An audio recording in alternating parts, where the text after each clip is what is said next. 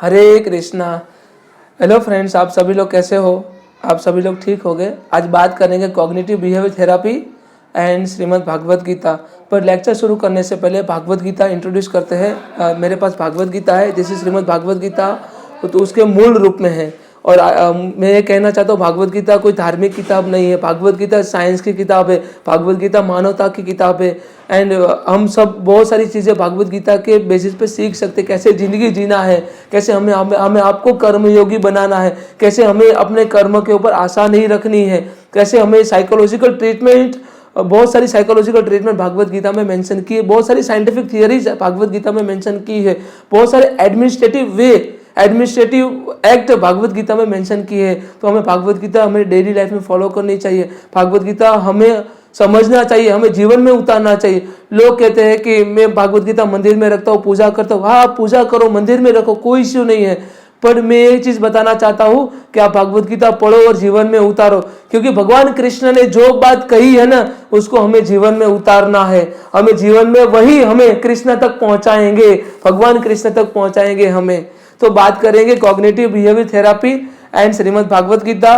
तो बात करेंगे कॉग्निटिव बिहेवियर थेरापी क्या है। साइको सोशल इंटरवेंशन और सोशल थेरापी है वो। एंड इसका एम क्या होता है, जो एग्जाइटी होती है, आपकी चिंता होती है, हमेशा स्ट्रेस में रहते हो, आप डिप्रेशन में रहते हो, उसको घटाना होता है। Is something like a talk therapy. बातचीत से आपका डिप्रेशन घटाए, आपका जो मेंटल कंडीशन उसको चेंजेस लाए, आपके इमोशन को चेंजेस लाए। समटाइम आपके पास ऐसे इमोशन हो गए, आपके अंदर बहुत सारा गुस्सा होगा, नफरत होगी, इतने डिफरेंट इमोशन हो गए, तो उसको घटाना है। मतलब वो कॉग्निटिव बिहेवियर थेरापी का काम है। और उसके बाद मेंटल हेल्थ है, उसको कंडीशन को सुधारना है। मानसिक जो कंडीशन है लोगों की, उसको सुधारना है। मतलब सीबीटी फोकस किस में करती है, challenging and also changing the cognitive distortion. About cognitive जो डिस्टॉर्शन होता है, जैसे हमारा कॉग्निटिव, हमारा जो थिंकिंग पावर है वो चला जाता है। क्यों चला जाता है? यहाँ पे हमारे थॉट्स, हमारे बिलीफ, हमारे जो विचार, हमारी जो मान्यता और हमारा जो एटीट्यूड है ना, वही हमें डिप्रेशन में बार बार हमें फॉल डाउन करता है, हमें डिप्रेशन का कारण बनता है। हमारी जो मान्यता है, हमारे जो विचार है, आचार और विचार है, और हमारा एटीट्यूड है, वही डिप्रेशन का कारण बनता है। एंड इमोशन रेगुलेशन, सीबीटी क्या काम करेंगी? Emotion, regulate your emotion. मतलब अगर इमोशन को रेगुलेट करना है तो ये सीबीटी कॉग्निटिव बिहेवियर थेरापी काम करेगी। It's about thoughts, feeling and behaviour. अगर आपके पास थॉट आया तो आपके आपके पास इच्छा आएगी। इच्छा आपकी थॉट में, विचार में कन्वर्ट होगी। आपकी इच्छा है आपके विचार में कन्वर्ट होगी। आपके विचार है ना आपके फीलिंग में कन्वर्ट हो गए, और आपकी फीलिंग है ना जो आपके बिहेवियर में मतलब कन्वर्ट हो गए। कंट्रोल, आपका बिहेवियर को कंट्रोल करेंगे आपके विचार, आपकी फीलिंग, आपकी जो लागणी, आपका जो फीलिंग है, आपके इमोशन है, आपके बिहेवियर को कंट्रोल करेंगे। This is what lord Krishna stated in Shrimad Bhagavad Gita. Means तस्माद इंद्रियाणि आदु नियम्य भारतवर्ष पाप प्रजहि एन ज्ञान विज्ञान नाशनम। इसलिए तुरंत ही क्या करो पार्थ, तुरंत ही एक चीज कर लो पार्थ, जो तुम्हारी इच्छा है, तुम्हारी कामना है, हमेशा वो बर्न लाइक अ फायर, वो कभी भी सेटिस्फाइड नहीं होगी, चाहे तुम कितना भी प्रयास कर लो। क्योंकि इच्छाएं होती है ना, हमारे दिमाग में जन्म लेती है, और इच्छा का तो काम ही वही है। आज डायनेमिक है इच्छा, मतलब आज को कुछ और इच्छा है, कल कुछ और इच्छा होगी। आज मेरी ये इच्छा है, आज मेरी इच्छा है कि बड़ी गाड़ी लेने की, कल इच्छा और होगी मतलब कोई बड़ा बंगला लेने की। तो मतलब इच्छाएं बदलती रहती है। इच्छा का उद्भव स्थान है हमारा दिमाग, हमारा माइंड, और हमारी इंटेलिजेंस को कवर कर लेती है हमारी इच्छाएं।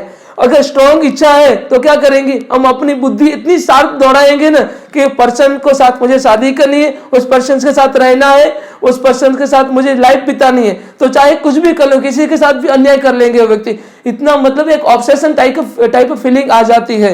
तो हमारी इच्छाएं हमें करवाती है। और CBT include the number of cognitive और बिहेवियरल साइकोथेरापी। सीबीटी में बहुत सारी साइकोथेरापी भी मेंशन की हुई है, और बेसिकली यूज होता है कि मतलब जो है एग्जाइटी है, सब्सटेंस यूज डिसऑर्डर है, मैरिटल प्रॉब्लम है,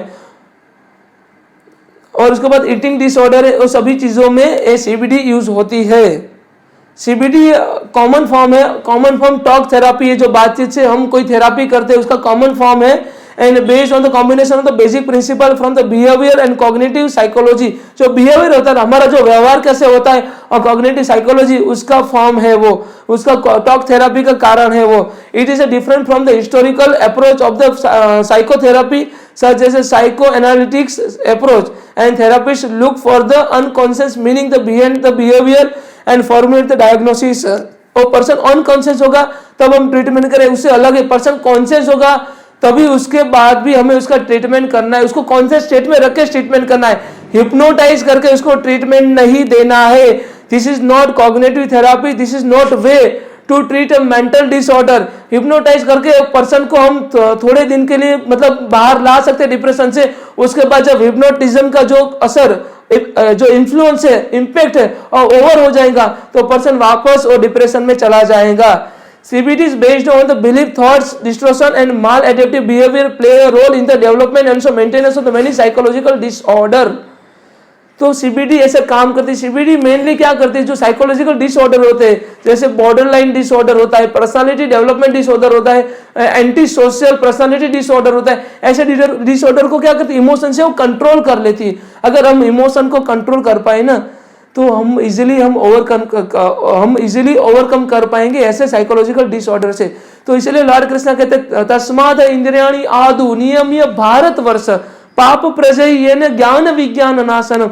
इसलिए इमीडिएटली क्या करो, तुम अपने इंद्रियों को कंट्रोल करो. इंद्रियों को कैसे कंट्रोल करना है भाई, जो इंद्रियों वाले ऑर्गन है, सेंसरी ऑर्गन से, उनसे अपनी सेंसेस को, इंद्रियों को कंट्रोल कर लो. तुम्हारी आंख को कंट्रोल करो, क्या देखना है क्या नहीं देखना है. तुम्हें नाक को कंट्रोल करो, क्या सूंघना है क्या नहीं सूंघना है. अपने मुंह को कंट्रोल कर लो, क्या बोलना है और क्या नहीं बोलना है. कान को कंट्रोल कर लो, क्या सुनना है क्या नहीं सुनना है. अपने हाथ को कंट्रोल कर लो, किस चीज को तुमको टच करना है, किस चीज को नहीं करना है. अगर ये तुम कर पाए ना, तुम इजीली मतलब ओवरकम कर पाओगे अपने इमोशन से. मतलब सीबीडी एक ही चीज करती है, अपने इमोशन को रेगुलेट करवाती है. तो हमें अगर हम सेंसेस, अगर हमारे पास अपेक्षा इच्छा ही नहीं होगी ना, तो हम इजीली हम ओवर कर पाएंगे. तो मतलब एक थॉट्स कहां से आता है, एक विचार का जन्म कहां से लेता है. हम मतलब हमारी आंखें कुछ देखती है, लिसन इट वेरी केयरफुली. हमारी आंखें हैं कुछ देखती है, ध्यान से सुनना, लिसन इट वेरी केयरफुली. हमारी आंखें कुछ सुनती है, मतलब आंखें हमारी कुछ देखती है, कान कुछ सुनते हैं और मुख कुछ बोलते. हमें आंखें किसी चीज को देख लिया तो हमारे अंदर इच्छा आ गई, वो चीज बहुत अच्छी है, बहुत प्यारी है. हमारे अंदर मोह की भावना जन्मी और हमें हमारी अंदर इच्छाएं आई, और हमारी इच्छाएं थॉट में, विचार में कन्वर्ट हो गई. और विचार है ना, हमारे विचार हमारे एक्शन में मतलब कन्वर्ट हो गए. अगर हमारी जो विचार है वो उसको एक्शन में अगर हम मतलब सक्सेसफुली हमने कन्वर्ट कर लिया और एक्शन को सक्सेसफुली एग्जीक्यूट कर लिया, तो हमारी फीलिंग आ गई हैप्पी वाली. अगर हमने सक्सेसफुली हमारे विचार को कन्वर्ट नहीं कर पाए तो हमारे अंदर सैड फीलिंग आ गई, हमें दुख हुआ. और जो हमारा जो फीलिंग है सैड और हैप्पीनेस वाली और एंगर वाली, गुस्से वाली, वही हमारे बिहेवियर का कारण बनती है. इसलिए यहाँ पे वासुदेव कृष्ण मधुसूदन मुरारी कहते हैं ध्याय तो विषयान पुंसः संग से तो पजायते संगात संजायते कामाः कामात् क्रोधो भिंजायते क्रोधात् भवति सम्मोह सम्मोहात् स्मृति विभ्रमः स्मृति हिंसात् बुद्धि नाशो बुद्धि नाशात् प्रणश्यति.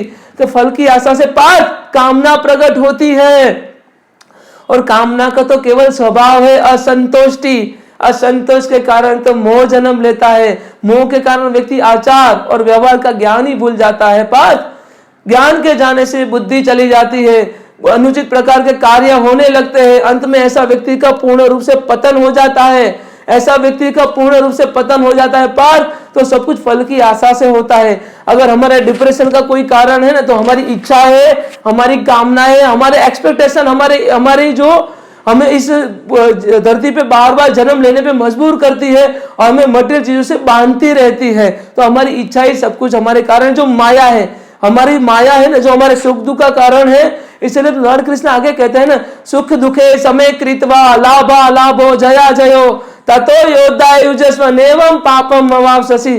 जो इंसान सुख दुख में एक समान रहता है, लाभ हानि जय पराजय के विचार करे बिना अपना कर्म करता है, ऐसा व्यक्ति कभी पाप का भागीदार नहीं बनता है. पार्थ इसीलिए सुख दुख का विचार करे बिना अपना कर्म करते रहो. कर्मणि अवधि का हरस्ते मा फलेषु कदाचन मा कर्म फल हेतुर्भु मा ते संगो स्वकर्मणि नियतम कुरु कर्म त्वाम कर्म जाया ही अकर्मण शरीर यत्र पीचते न परिसद्यते न तु अकर्मण। मीन्स नियतम कुरु कर्म त्वाम मीन्स तुम अपना प्रिस्क्राइब्ड ड्यूटी है अच्छे से निभाओ।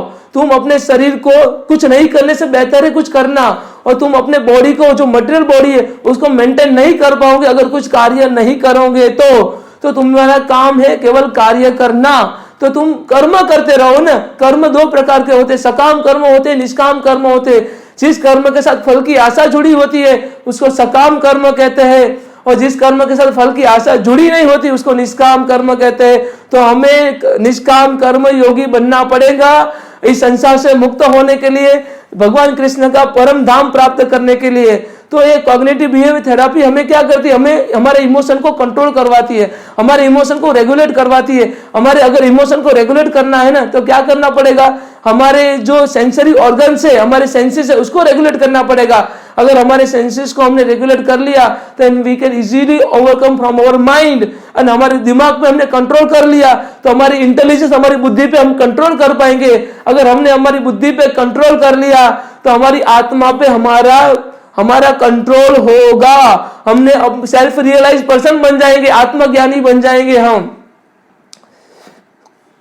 भगवान कृष्ण कहते हैं वासांसी जीर्णाय अथा विहाय नवानी ग्रंथि नरोपराणी तथा शीर्णाय अन्याय तथा विहाय जीर्णाय अन्यानी संयति नवानी दही। यार वासुदेव कृष्ण मधुसूदन मुकुंदा कहते हैं वासांसी जीर्णाय यथा विहाय, जैसे मतलब हम पुराने वस्त्रों का त्याग करके नया वस्त्र धारण कर लेते हैं, वैसे ही हमारी आत्मा पुराना शरीर को छोड़ के नया शरीर धारण कर लेती है। और जब नया शरीर धारण करती तो हमारी आत्मा की प्रगति और अधोगति केवल शरीर में रह के ही संभव है। ध्यान से सुनना मेरी बात, हमारी आत्मा की प्रगति एंड अधोगति शरीर में रह के ही संभव है। अगर आत्मा शरीर में नहीं रहेगी तो उसकी प्रगति और अधोगति की संभावना नष्ट हो जाएगी। तो भगवान कृष्ण कहते हैं शरीर के माध्यम से आत्मा सुख दुख का अनुभव करती है, आत्मा स्किल लेती है, आत्मा नॉलेज लेती है, आत्मा ज्ञान लेती है, और आत्मा सभी स्किल नॉलेज और ज्ञान को वो दूसरे शरीर में लेके जाती है। भगवान कृष्ण आगे कहते विषयाविनी वर्तते निहारस्य देहिन रसवर्जम रसोप्यस्य परम दृष्टवा निवर्तते। जो इंसान स्वाद से छूटने के लिए भोजन का ही त्याग कर देता है ना पार्थ, उसके मन से स्वाद की लालसा कभी जाती ही नहीं पार्थ। वासुदेव कृष्ण यहाँ पे जो इंसान स्वाद से छूटने के लिए भोजन का ही त्याग कर देता है उसके दिमाग से, उसके दिल से कभी स्वाद की लालसा जाती नहीं, हमेशा स्वाद की लालसा से तत्पर रहता है। तो स्वाद से छूटने के लिए भोजन का त्याग नहीं करना चाहिए, स्वाद की लालसा का त्याग कर देना चाहिए। इसलिए कर्म बंधन से मुक्त होने के लिए कर्म का त्याग नहीं करना चाहिए, कर्म फल की आशा का त्याग कर देना चाहिए। एज सिमिलरली अगर सेक्सुअल लाइफ से हम छूटने के लिए हमें सेक्स का त्याग नहीं करना चाहिए, सेक्सुअल डिजायर का त्याग कर देना चाहिए। This is what lord Krishna stated in Shrimad Bhagavad Gita. I hope आप सभी लोग समझ रहे होंगे। अगर आपके अंदर आपके दिमाग में कोई क्वेश्चन आ रहा है, कोई प्रश्न आ रहा है तो आप मुझे कमेंट करके बता सकते हैं। Thank you so much. Hare Krishna, Radhe Radhe.